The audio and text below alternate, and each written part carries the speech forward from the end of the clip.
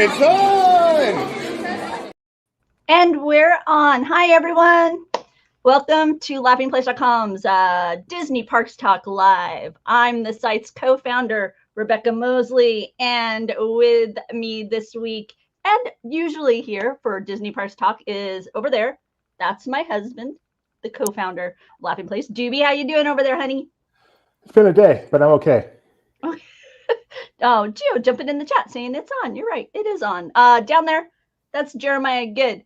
He keeps us up to date on all things happening in the East Coast and places beyond. How's it going, Jeremiah? Peachy Keen, Jelly Bean. How about you?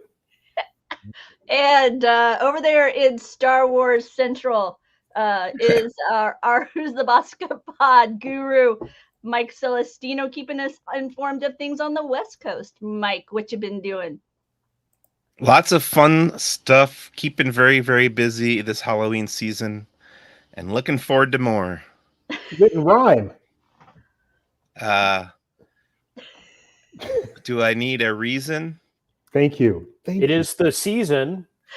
Oh, man. So we're here to bring you the latest. Right. Jeremiah just rhymed season with season. Way to go, Jeremiah. No, reason. Oh, but Mike said, do I need a reason? And he already said season. Yeah, whatever. Sorry, Rebecca. No worries. So we're here to talk about what's been happening in the past week in Disney parks news and in other theme parks around the globe at times. Doobie is going to still be leading most of the discussion, but I'm going to kind of take the helm with, he's like looking at me like, no, I'm not. You are kind of.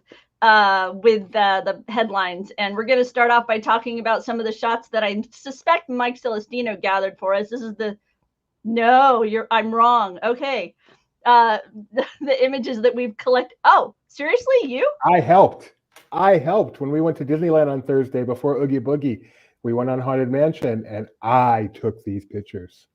That's amazing that you took those pictures from the Haunted Mansion, Doobie. That's pretty impressive. Not that one, but there are other ones that can only be taken from the Haunted Mansion queue. Okay, so since you were there, Mr. Doobie, I thought I was going to be asking Celestino these questions, apparently. What did you think of seeing this carriage house up close and personal to your beloved mansion?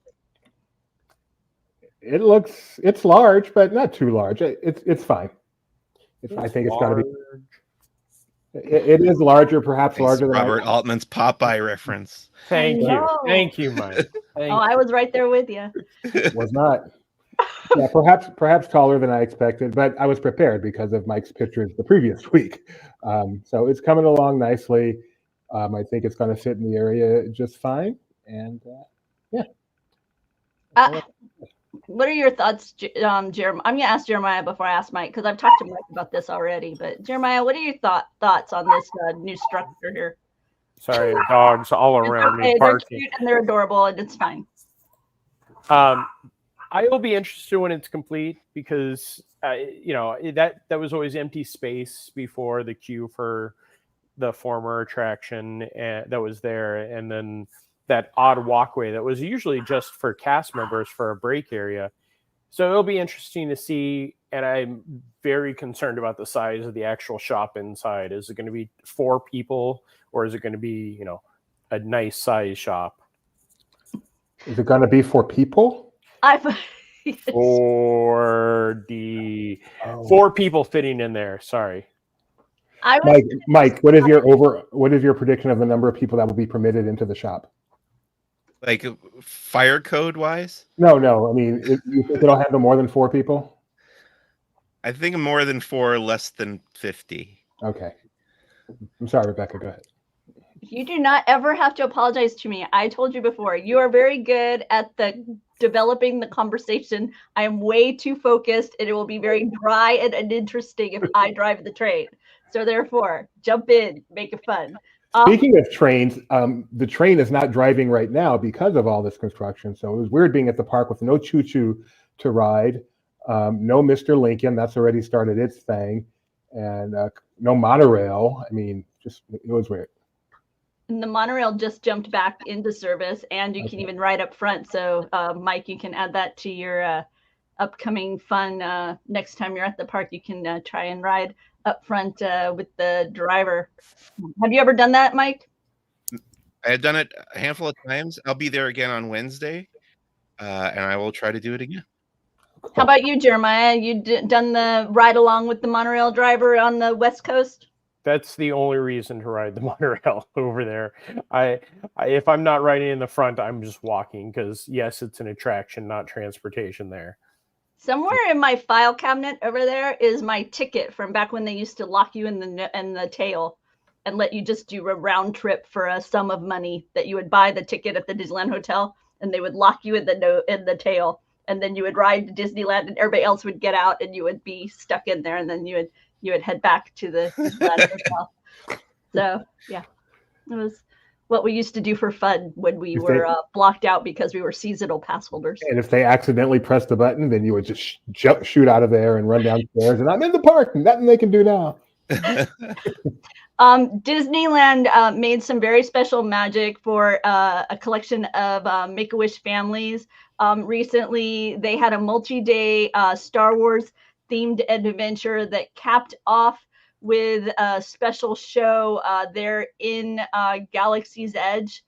When talking about the event, Josh D'Amaro mentioned that we're humbled that so many children choose Disney to make their dreams come true. We're constantly finding innovative and uniquely Disney ways to grant wishes at our parks and experiences around the world. Well, the president and CEO of Make-A-Wish talked about how it's a testament to the passion and commitment to Make-A-Wish that Disney continues to find new and creative ways to deliver truly life-changing experiences. Yes, Doobie. Did you create these graphics just for the show? Yeah, I did. Oh man, we are upgrading around here. I like this. Okay. Oh, I thought that was something Disney had put out. No, Great. these are Rebecca specials. Oh, really well done. So Make-A-Wish and Disney once again bringing a very special activity to life. But for us, what we want to talk about is they invited Disneyland guests. They put it out there that there was going to be something called, oh man, the name of it's going to skip my brain. Do you guys recall what it is? Blaze Your Path? Yes. And it was a stunt show there at Galaxy's Edge. There's some videos out there. I know our friend whose screen name is Nikki T. He got a video of it. But Jeremiah and Mike, curious, what were your thoughts having seen the video of the stunt show? I'll throw it to Mike. Yeah. Well, we know that the infrastructure for this show has been there since the very beginning. They did a very similar show for the media on opening night that I missed because I was waiting for the other grand opening ceremony on the other side of the land in front of the Millennium Falcon.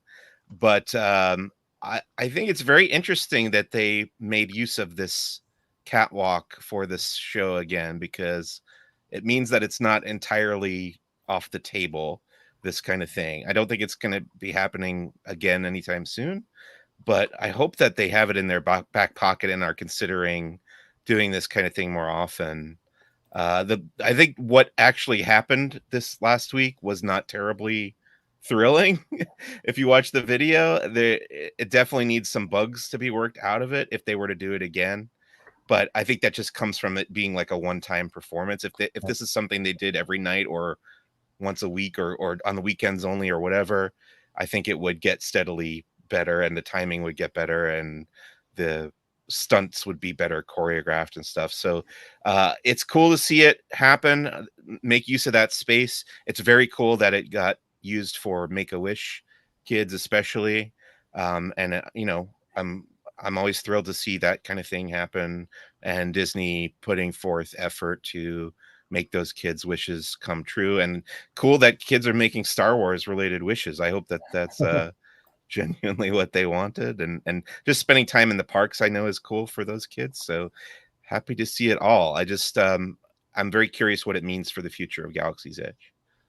Jeremiah, you know the space pretty well, and you also are more familiar with like kind of theme park operations regarding shows and whatnot. Do you see that space as being a location where you could theoretically have something like this on a more frequent basis than a one-off like this was?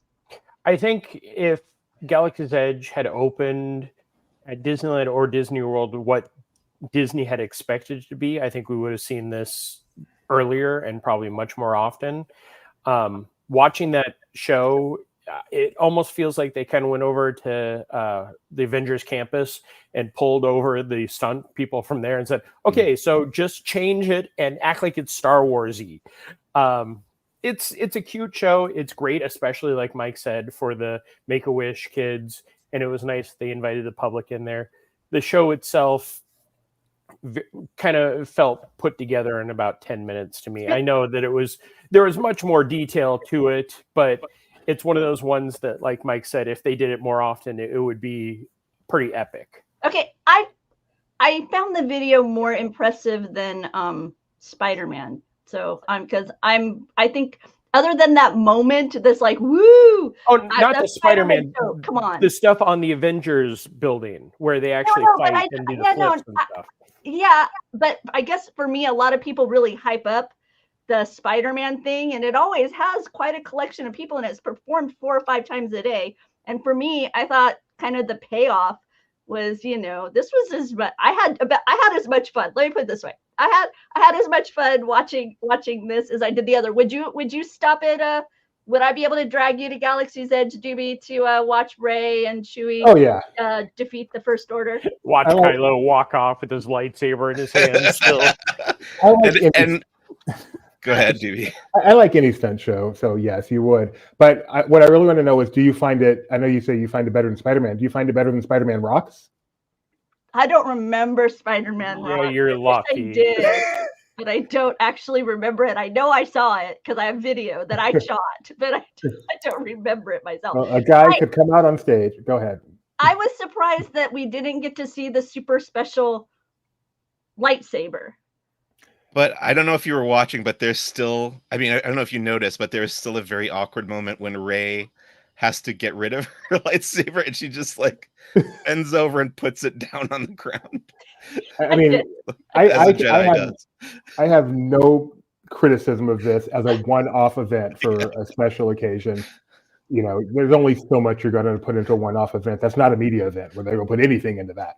I do have a question for Mike, and there's no tactful way to ask this, so I'm just going to put it out there. Okay.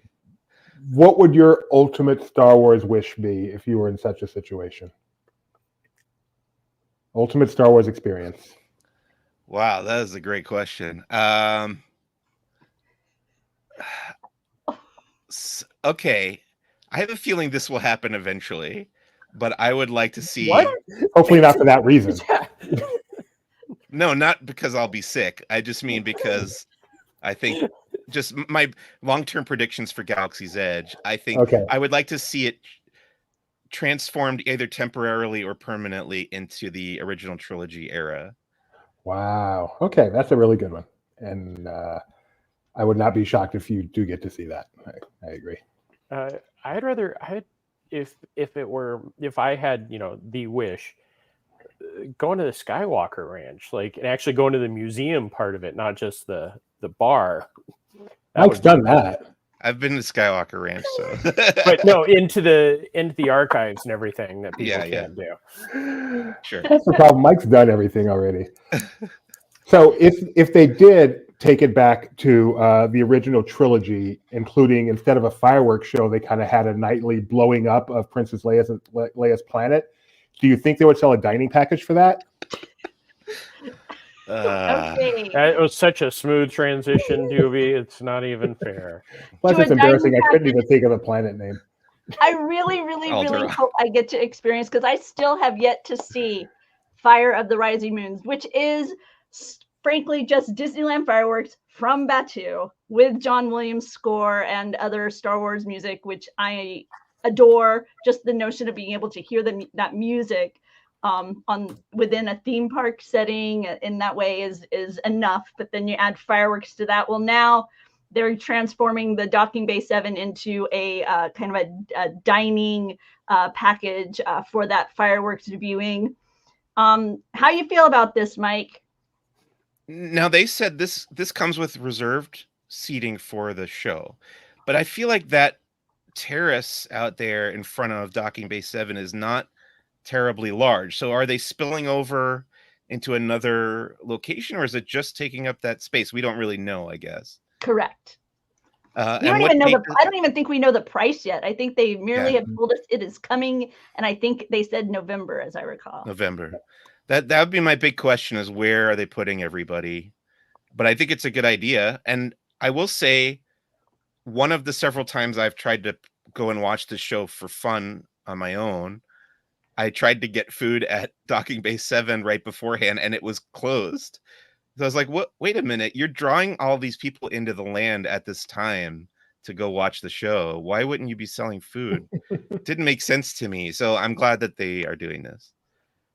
I'm interested to see, like you say, if it's going to be how limited will it be? Will there be like specific seating, or will it be that this is available, but then there's kind of areas that they've set up for people to watch? So I'm intrigued to see how they execute this. And another aspect of this that caught my eye is that this doesn't seem to be suites only that we have in this offering that they've pictured here, where typically I feel like you've kind of either done like a dining package and then move to another location to watch it, or you've been given a dessert buffet. Maybe over at, and Jeremiah and Doobie, Mike, you guys might remember, over at DCA, I feel like long time ago, maybe you could like do a parade viewing where you would get like a charcuterie board or something over. That wasn't a record. We watched the parade from like Golden Vine Winery like decades ago, but I don't think was that a reserved like dining package thing? Yeah, they did that for a little while. Okay. Yeah, I'm trying to think. Do they do that now at Walt Disney World, Jeremiah? Something that's more of a savory and viewing? In Magic Kingdom, they have the dessert, which is usually mostly the sweets, but there's usually something. And they also have 4 different levels, it feels like, for that. For this, I feel like it's more of you go in and you sit down and you can eat the stuff, and then you will go outside and stand in that area to watch the fireworks. Because I don't think there isn't enough space, and if they can make more money off of it, they will find a way to do it. That is always the downside with these kinds of offerings, is that it usually ends up cutting into a place that previously people would have just been able to watch for free. I know way back when the Disney Gallery balcony, which is now I think what Royal 21 or whatever. Mm-hmm. Yeah, long time ago. That was just first come, first served. So I actually sat up there 3-4 times. And then I guess they caught on to that, and they started charging you money, and then you would sit there and you would. I remember doing that. So that I'm pretty sure that was at least the Disneyland Resort's very first like dining package, which was dessert buffet up on the balcony there, and it was $30. Is that still what these usually go for? About $30? Yes, and just ask our CEO how much a ticket to Disneyland costs. It's $47, I'm pretty sure. Yeah. 21 more now. We're just about ready to leave the world of Galaxy's Edge, but first wanted to make sure you all knew that young Sheldon actor, I want to say Ian Armitage. If it's Ian Armitage, I apologize. But he showed off his Star Wars knowledge via the Disney Parks Instagram, and he is now my favorite actor because he actually knows the trash compactor number from the original A New Hope. So I was most impressed with his knowledge. Most impressive. I've seen so many TikToks of people going to Universal Studios where I believe they filmed young Sheldon, and him just coming out and waving to the trams and being so nice to people. He seems like one of the nice actors in Hollywood. So you picked a good one to become a fan. Moving over to Jeremiah's universe, we are going to talk about changes happening over at EPCOT. I know you saw some evidence of the transition already. What was that, Doobie? I said, bye, Calvin. They announced that the 3 dolphins, which have been a part of the seas back since it opened in the late 80s, are leaving. That includes the Dolphins in Depth tour, which, I was going to say the same thing, Kyle. The Dolphins in Depth tour. Wait, does Warner Brothers have a tram tour then? Yeah, they have their. Okay, so same footage, different location. Thank you for that. Strike that, reverse it. And Lou, one of the manatees who's been there for as long as I can remember, is being relocated. There is word that we're getting a new manatee, so that'll be fun to see how the new manatee fits in that space with the previous manatee that, just sits there and eats lettuce all day.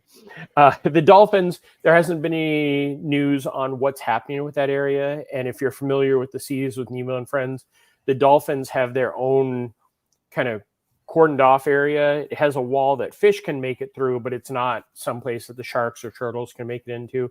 So it could be kind of an empty area. So hopefully there is something coming. But I believe the dolphins are leaving towards the end of October, where Lou left us a few days ago, and I haven't made it over there to see if we've got a new friend yet. I know that you also were recently in the pavilion and were able to share photos, and we'll have that link below. Just kind of the transition where we're losing a lot more of the Nemo overlay that had been there. Do you foresee any more of that? Is this kind of a more hefty transition than it may seem like initially, or do you think just you're kind of getting your feel on it? I'm not sure. Like, when I've gone in there, since they've started putting in the new signage probably over a year ago, they've moved away from the cartoony, the Pixar-y, Nemo type stuff, and they've moved in like the Nat Geo Ocean Explorer game is in there, but they still have some areas that are dedicated to the Nemo. Turtle Talk with Crush is still there, and of course the attraction itself. I don't think they'd change that out unless there was, Nat Geo put a lot of money into it. But as it turns out, Disney owns Nat Geo, so it'd be Disney replacing Disney with one IP to another. It is interesting that they just got brand new signs for the dolphins and the manatees. I mean, the manatees aren't going anywhere, but I think I counted up to 4 different signs that were pretty permanent that were for the dolphins, which is interesting.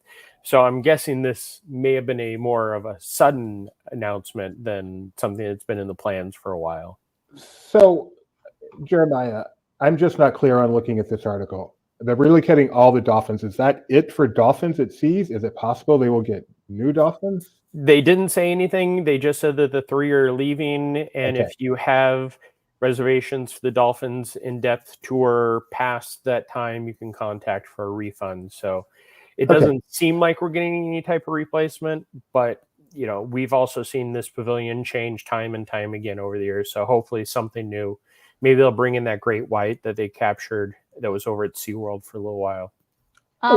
Trade in 3 dolphins for a great white. I like that. If you were wondering what the new home for the dolphins will look like, they're actually moving over to a place called Golfarium. It just recently underwent a massive dolphin expansion. So their new home will have quite a bit of space. So wanted to let y'all know that. Let's see. There's been some other changes at Walt Disney World, and that was not of a large significant as a manatee disappearing, but over at Disney Hollywood Studios, Mr. Toad has appeared in a spot that previously had featured Uncle Remus and the characters of kind of that finale scene of Song of the South. So this happened over there. I wanted to bring it to light just because of James Baskett's history. He actually received an honorary Oscar, and change happens not overnight. I mean, it takes a lot of steps to evoke important societal change, and I'm a little sad that James is not represented within that location anymore. I know, Doobie, you had some thoughts on it as well. Yeah, I'm more than a little sad about this. Disney should be applauded for hiring James Baskett and doing Uncle Remus, or giving him the role of Uncle Remus way back in, what was it, 1946, I believe the movie came out. and he got an honorary Oscar for that. I believe he was one of the first blacks to win. He was the first black male to receive an Oscar, and yay Disney for making that hire. I mean, the whole purpose of these kind of changes, we know what they are, and this is actually doing something very significant, nearly 100 years ago to further Black people. And what's sad is in the efforts now to, however you want to term it, I'll leave it up to you, James Baskett is disappearing.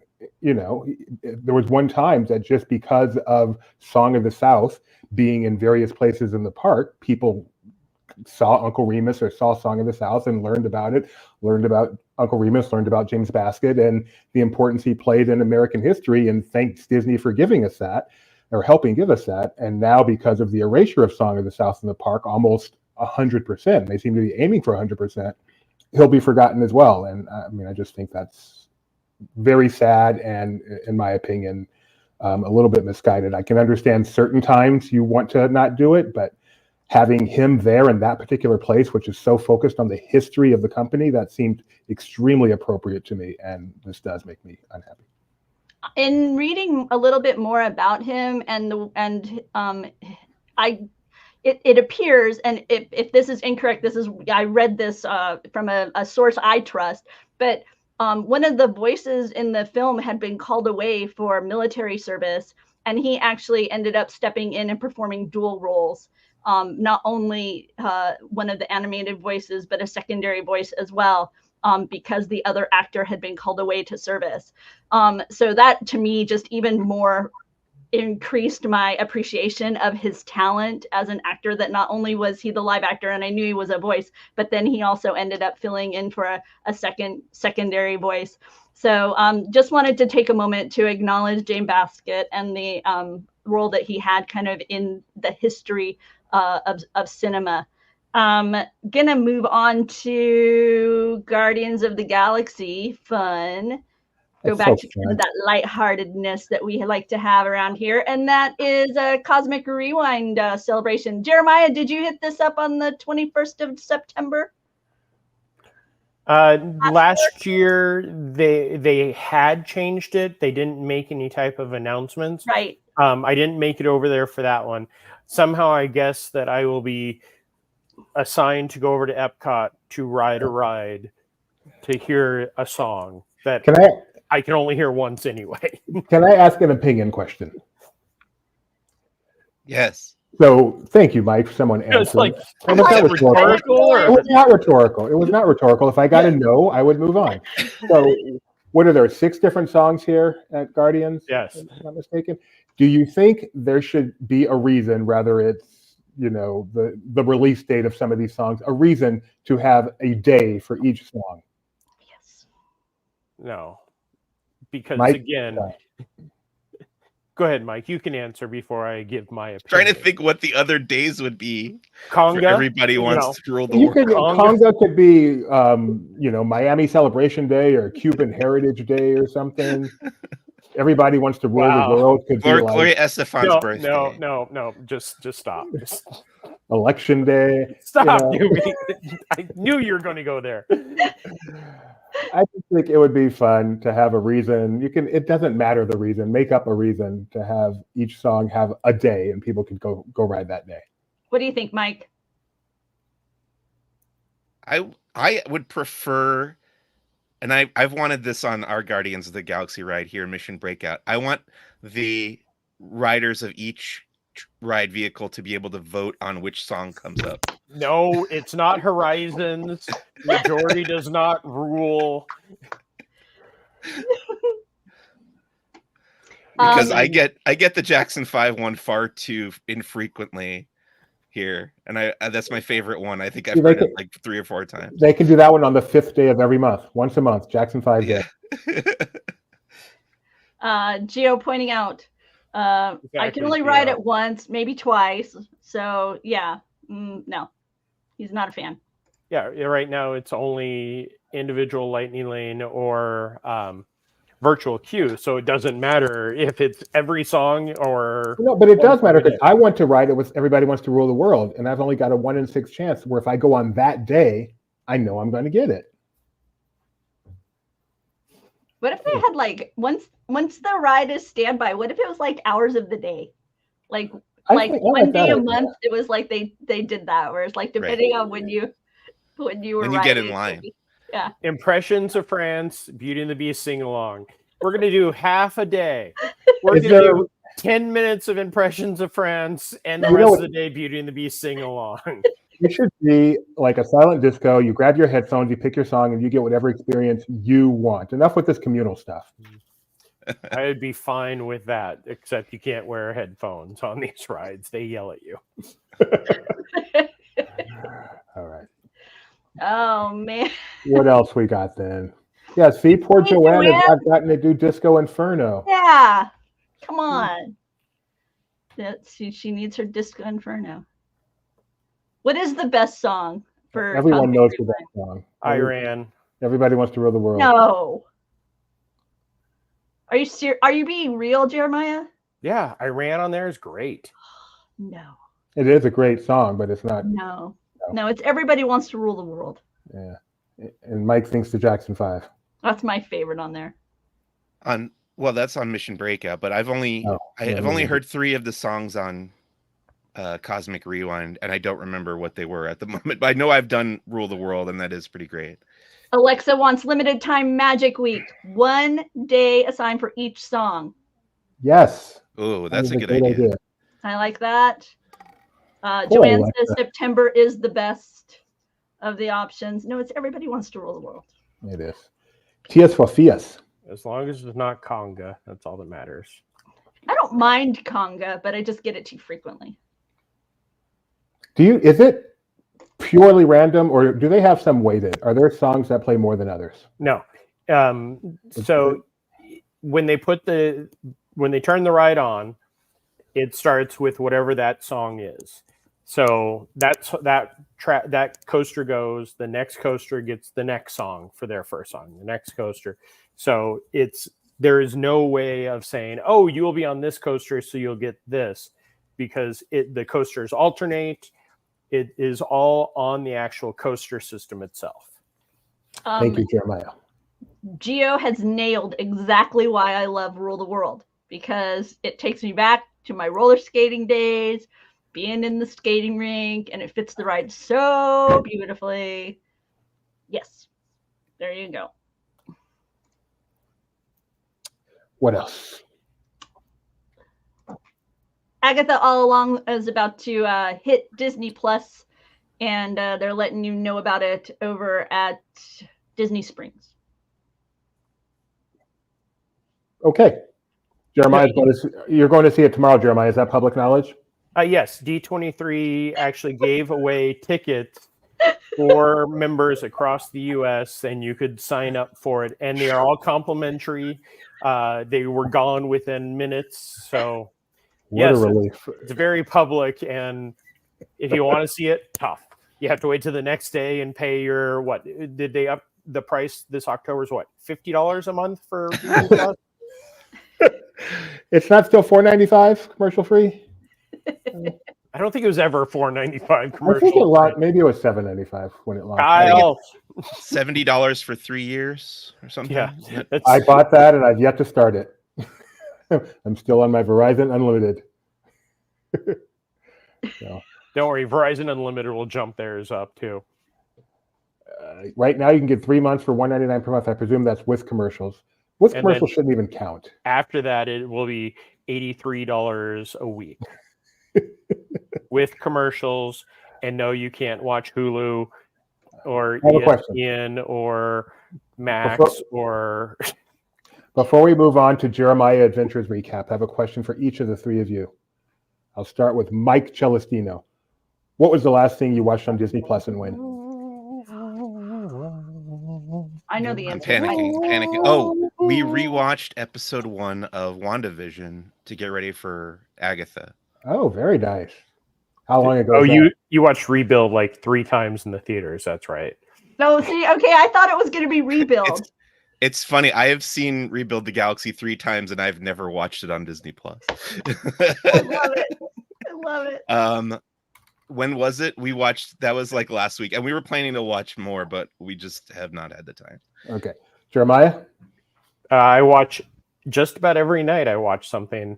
I just rewatched Falcon and Winter Soldier, which is still one of the best series that they put out there to get ready for Captain America next year. But I did watch WandaVision a couple of weeks ago.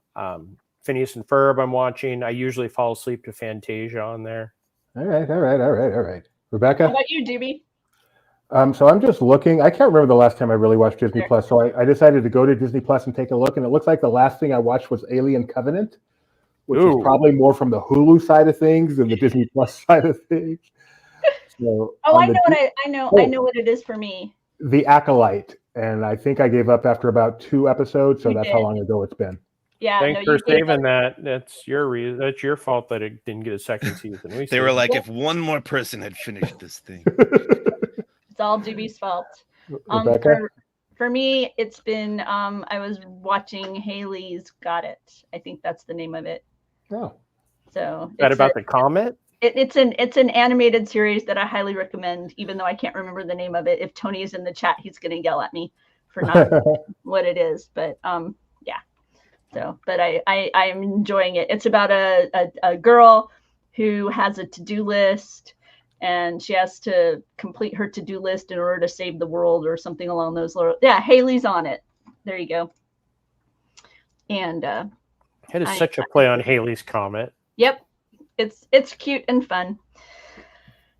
So you guys, Mike and Jeremiah, have lots of adventures throughout the week. So I'm going to ask Mike, what adventures this week do you want to share with everybody? And I'm going to try and pull up some assets as you just chat away. I'll start on this past Friday night. I went to Pirates Dinner Adventure in Buena Park, California, right down the street from Knott's Berry Farm. I'm so jealous. The beginning of their Halloween season show. Well, I saw the whole show called VamPirates, which is just as goofy and fun as you can picture with that title. Last year I saw the Christmas show, which was even more absurd because it was about the pirates kidnapping Santa Claus and Mrs. Claus. Hey, that movie's coming out with The Rock. Really? And Ryan Reynolds? No, there's a movie coming out with Santa Claus gets kidnapped. Sorry. Oh, okay. They've been having fun with these seasonal overlays at Pirates Dinner Adventure. And I think, the idea is to draw in more regular guests and get people to see different versions of the show. It is a lot of fun. The food is okay. And the atmosphere is great. I really like the lighting, actually, as you can see in this photo here, what they did with the lighting for the Halloween time. And there was a scavenger hunt that we did outside and inside the gift shop around the grounds. But yeah, this is another thing. If you live in Southern California and you haven't done this, it's probably a good idea to go and check that out. It's a good kids' birthday party type place. It's very akin to medieval times. You root for your own section's pirate in the competition. There's a lot of interactivity. But yeah, it's fun for the whole family there in Buena Park. That's about 20 minutes northwest of Disneyland? Oh, less than that. Okay. I would say less than 10-minute drive from Disneyland. Okay. So not so bad.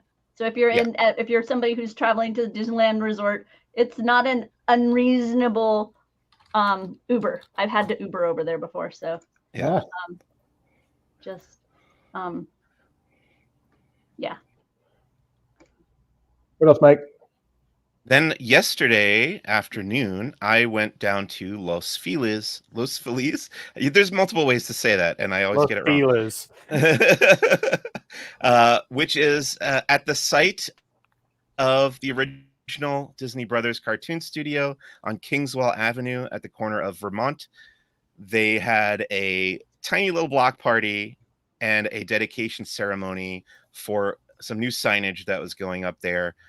Last year was the 100th anniversary of this studio, so I'm not sure why they're doing it a year later, but it is nice to see.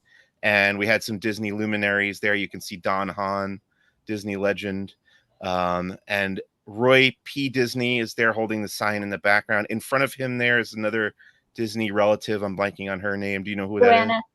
Joanna. And then our friend from D23 there on the right. But Justin. yeah, they did some. It's the government, said Kyle.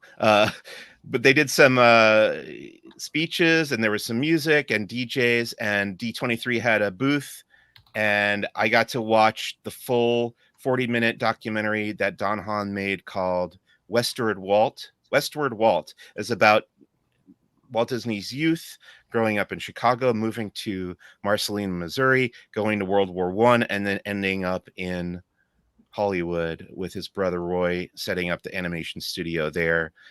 And yeah, it was just a cool, fun celebration of Disney history in Los Angeles, and I enjoyed it. Yeah. In addition to the images that Mike took of the photo backdrops that you could enjoy at the event, I had really enjoyed following Mike on his journey to the documentary via photos, because you like, okay, so here we go, we go here, then we go past the directory, beyond the stairs, and into the room. Was this across the street, Mike, or was this? This is upstairs from the original studio. So, yeah, I much appreciated the journey that you took past the half. Why I felt the need to share all of that, I don't know. Hey, I'm a very thorough documenter of stuff like that. Hey, made me happy. If you want to see some of the decor, like the Disney decor and whatnot, that was on display there, be sure to check out Mike's article. We'll put the link below. Yeah, that's the other thing I wanted to say is the space that held the original studio is currently home to a skate shop and a copy shop, and they both have a lot of Disney memorabilia around and some like historical displays and plaques and things like that. So if you do happen to live in the area and want to swing by there, I'm sure both of these shops would be happy to have you visit, and maybe you can spend a few bucks while you're there, make a copy or something, buy a sneaker. There you go. One sneaker, not both. That's what Mike was up to over here on the Mike, West Coast. Want to mention one more thing, Mike? The documentary. Oh, I was going to say that till the end after Jeremiah's done, but yeah, should I do it now? I would say so. Okay. Yes, I saw a documentary that is tangentially related to theme parks. It has a lot of talk about like theme design, and it's something I'm very passionate about. We've been there a couple times. It's a Casa Bonita in Denver, Colorado. Oh my! I was just reading about this, and I was thinking this sounds like the most amazing documentary ever. You saw it already? Yeah. So we saw this Saturday night. We visited there a decade ago, Tori and I, and then we went again on our honeymoon, like 2019. And since then, the two guys who created South Park, Matt Stone and Trey Parker, have purchased this, what's called the Disneyland of Mexican restaurants. It's in Denver. It is really, actually, like genuinely really cool. When I went in there, it reminded me a lot of the Mexico Pavilion at EPCOT, but it predates it by almost a decade, I think. And it's really just jaw-droppingly cool, the themed design inside there. But they bought it, they fixed it up. They were planning on spending, from the documentary, I learned that they were planning on spending like $6 million to renovate it. And I won't tell you the final figure that they spent, but it was a lot more than that. So I think they have done a great job in fixing this up. It required a lot of work, and it was really fascinating to see what a project like that encapsulated. So highly recommend this documentary. I think it's going to be coming to Paramount Plus eventually. So if you can't see it in the theater, it's in limited cities right now. You could go watch it in downtown LA at the Alamo Draft House like we did, or wait for it to show up on Paramount Plus. Highly recommended.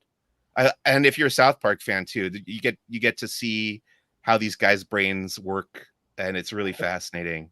I'm a huge fan. And if you want to go to Casa Bonita, make sure you do reservations, because they are booked solid. Yeah.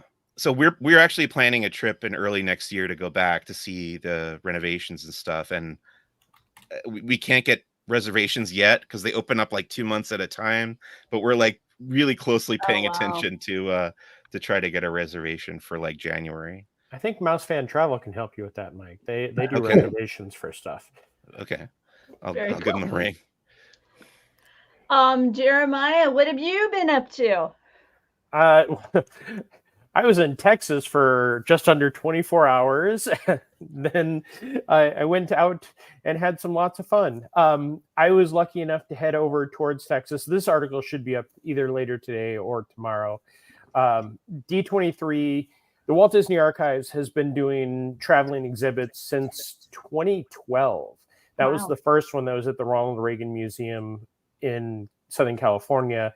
This one, well, one of these, the Heroes and Villains, the Art of the Costume, started at the 2019 D23 Expo. So if you went to that expo, you saw this, but over the years, it has evolved. They changed out some costumes, and it's something that I've been lucky enough to watch evolve through each of its steps. So this time it's in Arlington, Texas. So if you're in Arlington, Texas, you have something to do, because you're either seeing a game or you're going to Six Flags Over Texas, which is open for like 10 minutes each weekend. They have a magnificent aquarium out that way too. Not near Arlington that I saw, because I was looking for something else to do. No, you're right. It's not super close, but most people think of it as the Dallas metro area that extends to Arlington. I mean, this location, the Arlington Museum of Art, is in the shadow of Cowboy Stadium. Like, literally, you walk out and look over. So yeah, it's the Heroes and Villains, the Disney costuming, and then something to open in Bowers. Mike, did you see all the glitters in the Bowers? Yeah. Mm-hmm. So I didn't get a chance to see that. What they did for this one was they combined the two, which was amazing, because you start off with the costumes, and then they had that hallway, and you showed some of the pictures of costumes that are heavily costume design and jewelry design. They had Satine's costume from Moulin Rouge. They also had what's her name's costume from The Descendants, the main girl. I can't think of her name right now. But so you walk down the hallway and they have the costumes on display, and then you turn the corner and you're in the All That Glitters. I just typed up this thing so many times I can't remember. I can't recall the name. Crown Jewels of the Crown Disney Jewels. Archives. Thank you. Yes, I kept calling it All That Glitters, but it is Crown Jewels is the main name of it. And they have costume pieces, watches, crowns. These are two of the dresses from Princess Diaries. The fork crown from Muppets, the Muppets Most Wanted. One of my favorite things is this. Doobie, does that look familiar? Reminds me of Steps in Time at the opening of DCA. Well, that's funny. I don't know what you're looking at. Do you not see the Snow White? Remember Snow White? And I don't know if you ever saw the original show before they changed it. You know, I saw all three versions. Okay. Well, then you should recognize that. This is the Electric Parade crown from the castle for the 50th. Okay, that works too. Yeah. So it transitions into that. How big is that? It is massive. That is hanging up above everything. I think I tweeted out the picture of the room. If not, hang on, let me see. Okay, I'll look. I mean, it'll be in the article, so that'll tease everybody to look, because you are not getting the perception of how large this is. No. This image. This looks like something that would be lovely on top of a head, but I feel like it would be more appropriate on top of a bus. Yeah, you walk into this room, and they have the crowns and tiaras from the Narnia stories. Aww. And then above that they have lots of stuff from Princess Diaries. They have jewelry, they have necklaces, they have Chewie's medal from the final Star Wars. It was just so neat to see. But D23 does these type of events all across the US and the world, and this was a 2-hour event. You bought the ticket, you went in, they did 2 presentations, which we have both those that'll be up on the article, as well as you got food. They had a cash bar. They had signings if you wanted to buy one of the books that D23 has, along with some of the people who created the exhibit. and then you got to stroll through there. The only downside of this event was it was just 2 hours, and there wasn't enough time to see everything up close. Like one of the displays has Ben Grimm's watch from the Fantastic Four: Rise of the Silver Surfer that is like this big on it. So it's just, there were so many fun things to see in there. I went through it, I think 3 times, and each time discovered something new. It was, if you're out there, it's worth seeing, but it is a traveling exhibit. They didn't say if the next iteration will consist of both the exhibits, but they did say that it fits so seamlessly together. If they have the space, they will try to continue this. And it's currently scheduled to be there through spring. So if you are in that part of the country and are considering whether or not you want to visit it, you have a little bit of time. I want to say March 2025 is what they said as far as how long it will be there in Arlington, Texas. So once again, we'll add the link to the article below once it's been published on the site. Jeremiah was also off to nearby Legoland last week. Had a little bit of Halloween fun over there, huh? Jeremiah landed from Arlington and drove straight to Legoland. Yes. So each year they've been doing their brick or treat, and I don't think California's evolved theirs so much as Florida has. Previously, it's been something during the day, kind of low key. You can trick or treat. In the past couple of years, they've added in a specific show for it.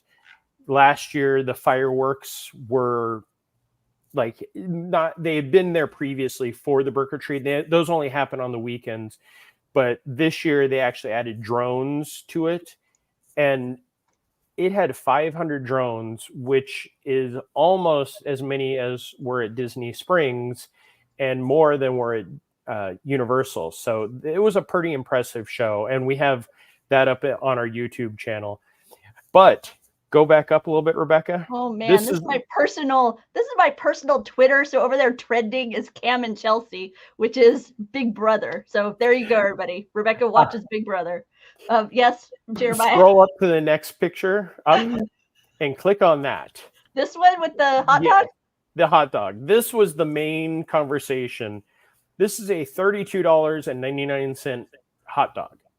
2 foot-long hot dogs, blue cheese, ranch dressing. On the hot dog itself was a buffalo chicken dip that was deep fried on it. Oh, that's what's on top of that? Yes. Oh my and onions. 2 feet. But that could feed like 4 people. Exactly. And that was the design. And it was really great that they provide us all the media with the, here, please try everything. And I walked up and I was one of the first people to get this. And you have, it's a custom holder for it. Yeah.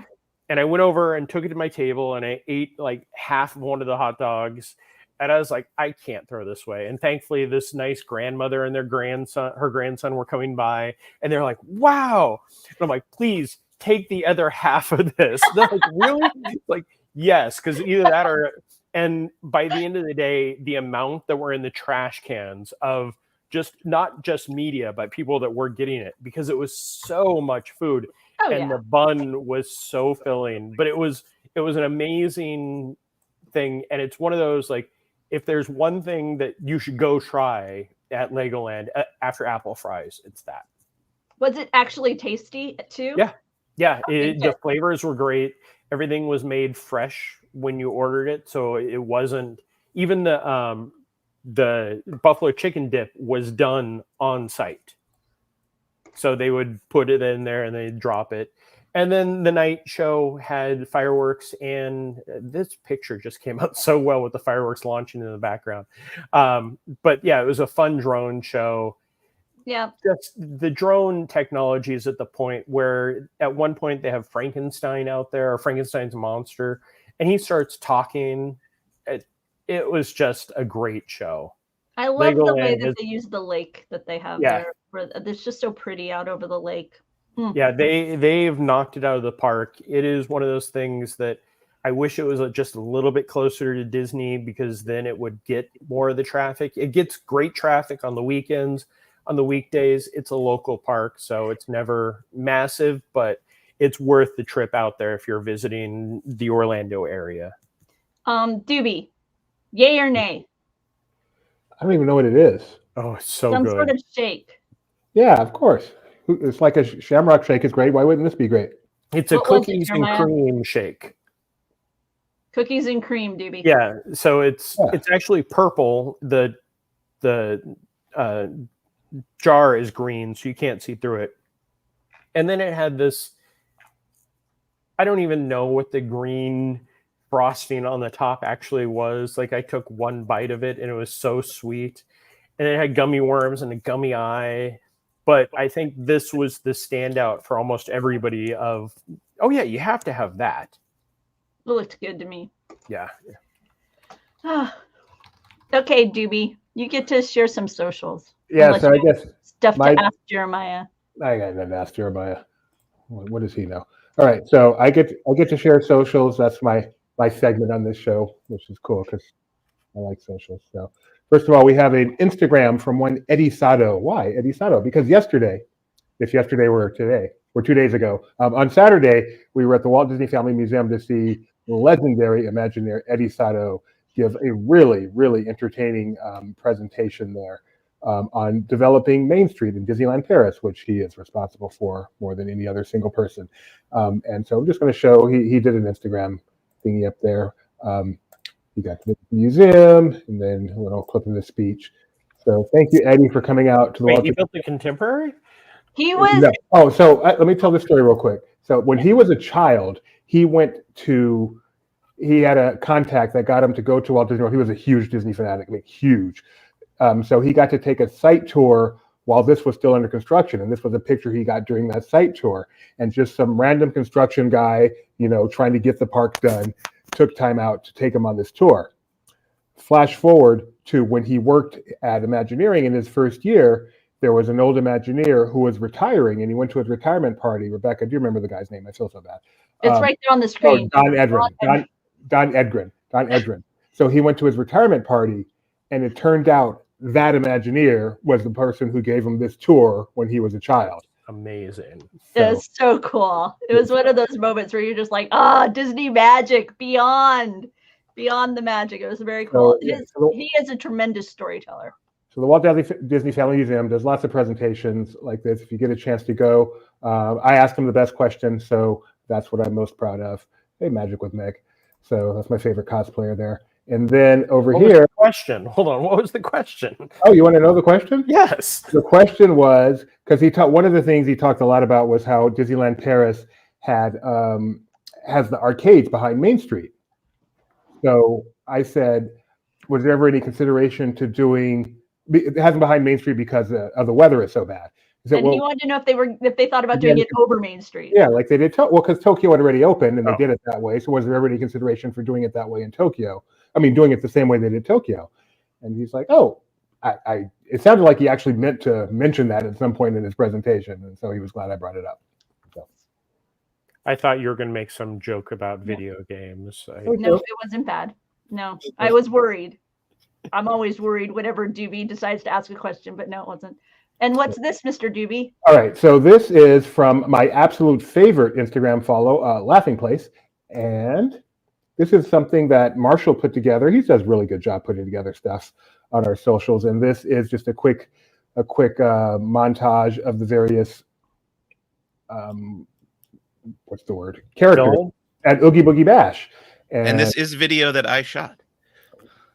Everyone gets their credit today. So this is from Oogie Boogie Bash, and I wanted to mention this because I had my first visit to Oogie Boogie Bash on Thursday, my first time ever going, and it was a lot of fun. Particularly impressive was not Doc Brown, but Judge Doom. That is the best interactive character experience I think I've ever experienced. He is so good up there, just so incredible. So that was spectacular. And I also wanted to mention one other thing about that night. I had my very first ride, a ride that's been at DCA since opening day that I've never been on before. I went on it this trip. Jumping Jellyfish is now off my list. Jumping Jellyfish. And fun fact, it's a whole lot higher up top than it looks like when you're down bottom. He got scary scared. up there. It's scary up there. He got scared. Oh man, I was just. Hey I was Siri, realizing how tall is jumping jellyfish? Don't. It's scary up there. It stands 180 feet tall, 55 meters. This Okay, is that's not true. 180 feet tall. It is not 180 feet not tall. If it were that tall, that really would be terrifying. Oh man, I should have had it ready to go. I didn't realize you were going to talk about Oogie Boogie because we have this great video that Mike shot. I don't think we shared it with everybody last week, did we? Mike, the footage that you had with No, I think Judge- Kyle and I put it on our morning show, but only our you members. guys are going to do it on the morning show? No, I think we did it, but only members saw that. So. The laughing place thing. Yeah. I'll do it again Either it was tomorrow a morning. huge coincidence or he somehow knew where I was coming from. Yeah. I'll put a link below, you guys, but it was kind of wild. The dialogue that Celestino had with Judge Doom was pretty cool. Yeah. See, Doobie, look at this, Jeremiah. 40 feet tall. That's 4 stories. Here, so go to a 4-story building and then dangle your feet off the side. It's high. The I'll Mallow try Boomer this was tonight. 180 feet tall. Yeah. It says jumping jellyfish was 50 feet. So it's high. It doesn't look high at all from the ground. When you're up there, it's pretty high. I could handle it. I would do it again. But it's high. Did it scare you, Doobie? I'm okay. Oh, also the parade, the Frightfully Fun Parade, is a really, really good parade. Much better than I expected. Did you say Fraggly Fun Parade? Frighting. What is it? Frightfully fun? Frightingly fun? Frightfully fun? Frightfully. Frightfully. That's the word I'm looking for. As we begin to wrap up, let's see. There's some yummy food coming to Walt Disney World because of Hispanic and Latin American Heritage Month. What I wish I could try is this variety of yummy sangria and margarita flavors over at Homecoming. Over at Hong Kong Disneyland, they've got some amazing sounding treats that they've shared with us. So we have an article sharing those with you guys. This one is like little Mike Wazowski and Maleficent as beverages. That's what I see when I look at that. I don't know if that's what it's meant to be, but that's what I saw. Doing a quick wrap up of all the things we've been talking about here at Laughing Place that we didn't discuss on the show. Wayne Brady was a Dapper Dan, so we have some coverage of that. Cat Cafe is currently closed. Fret not, though. The specialty beignets are going to be available at Pascagoula, and it's only going to be closed through a couple of weeks, so like to mid-October. Inside Out 2 Emotions, Ennui, and Anxiety. You can get those little add-ins for your headband if you want that. We've got some, yes, I know. We've got some Disney Cruise Line news. The corkage fees have increased to $29. So if you want to know more about bringing your own wine on board, that means when they open it at the table. If you want to bring it and drink it in your room, that's not going to cost you. I want to bring a $5 bottle of wine just to have them do the $30 corkage fee on me. Over at Disney Springs, they have this lovely place where you can get photo pass pictures. If you didn't know that, check out the article, learn more about it. And right now they have a beautiful autumnal setting with pumpkins and whatnot.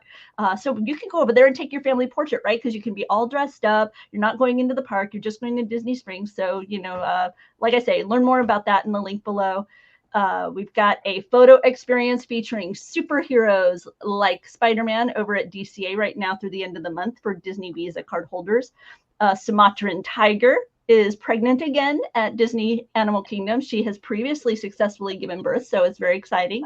And finally, in celebration of Shanghai Disneyland's anniversary, our very own Luke has ranked Shanghai Disneyland attractions. So you'll find all of that below in the roundup we'll post here.